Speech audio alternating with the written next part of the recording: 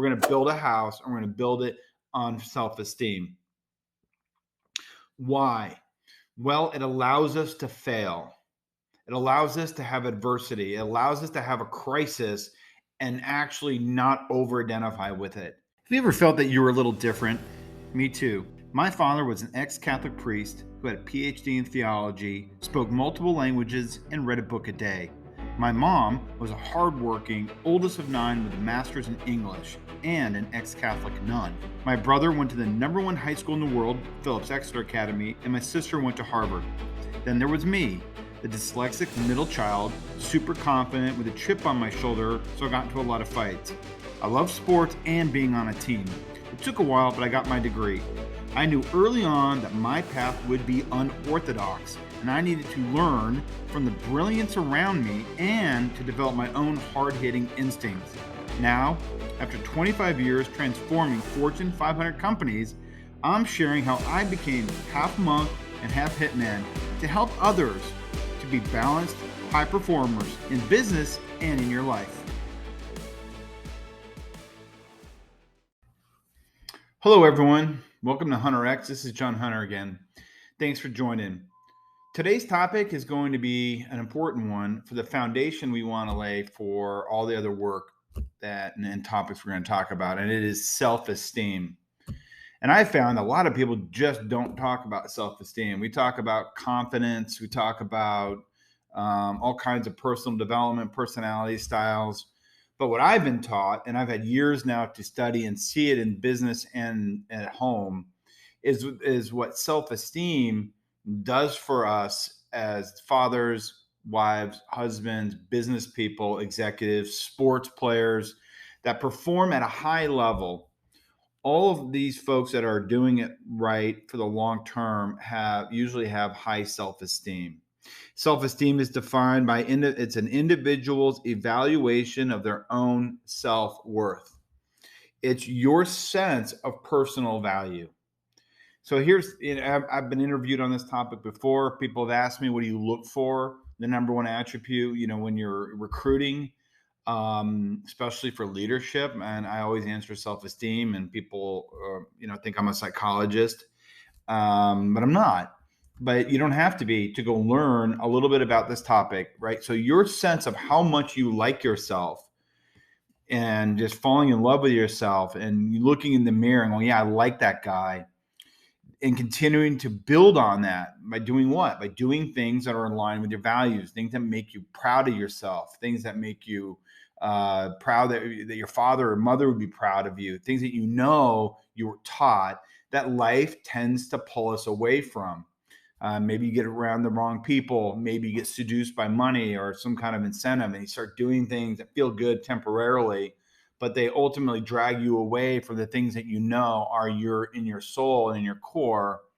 And this can whittle away your self-esteem. Or if you were brought up without these things, you can kind of be born and raised without a strong sense of self-esteem. The great news is you can work on your self-esteem by continuing to do the things, setting your goals for the things that are in line with your values, things that do inspire you, and just make sure that you're setting your goals correctly, you're surrounding yourself with the right people, and you're going to have a high degree of self-esteem. Then we can go build on with self-esteem all kinds of cool stuff. So you say, well, like what? Well, let's go back into our HunterX 3 things. So one, we're going to talk about the foundation. We're going to build a foundation on high self-esteem. So let's not work on anything else. If you're really nervous waking up in the morning, if you have a constant sense of anxiety, then we need to work on your self-esteem. It is going to be the platform and the foundation of the house. We're going to build a house, and we're going to build it on self-esteem. Why? Well, it allows us to fail. It allows us to have adversity. It allows us to have a crisis and actually not over-identify with it. You'll find people with high self-esteem will lose a match and have no problem handshaking it in sports. They can lose a business and do maybe have a small dip and say, oh my gosh, I can't believe we had this business failure, but they don't over-identify with it. They can kind of quietly and quickly go into, well, what did I learn from this? Because ultimately, you've separated your circumstances from yourself. I'm me, I like me, and therefore I can go off and do all kinds of stuff in business and in life and fail at it and go, oh my God, a week later, maybe not immediately. Wow, I got better from that. Wow, I didn't realize that. And you have a smile on your face. The higher the self-esteem, you'll see that the higher ability to laugh it off, to shrug it off, to not take it personally, to not blame other people. You can go look for self-esteem. A lot of times when we see people who are just, yelling at other people, pointing the finger, getting really defensive. We don't want that. We can't use it in the HunterX world because the HunterX principles are going to send you into adversity. We want to send you into a transformation. We want to send you into a big job. In order to send you in, the armor has to be plated around high self-esteem because you're going to fail and you're going to fail a ton. And a lot of times, highly visible failures.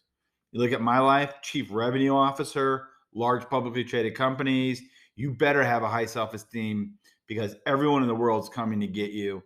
And when you do blow it up, everyone sees it and you better really like yourself. Third, having a high self-esteem allows you to help others in a significant way. That ability to like myself and to not over-identify with wins or losses allows me also to bring value and the good news to other people. So a big part of HunterX is teaching leadership. It's not just at work, but at home. Your kids are going to be, if you're a parent, how do we build self-esteem into kids, which is your number one goal as a parent, is teaching your kids how to have high self-esteem by the time they're 18 years old. And if you don't have high self-esteem, you're not going to have it. You're going to find parents who are overly trying to be their kids, pushing them, saying things to them in a highly competitive environment because it's their insecurity and their low self-esteem that it makes them challenged to be in a leadership role. So in conclusion, as we just get started in HunterX, we talked about being monk and hitman. Self-esteem's a little bit in the monk phase. You don't hear about it in business school as much. You're not going to hear about it in your sales training classes.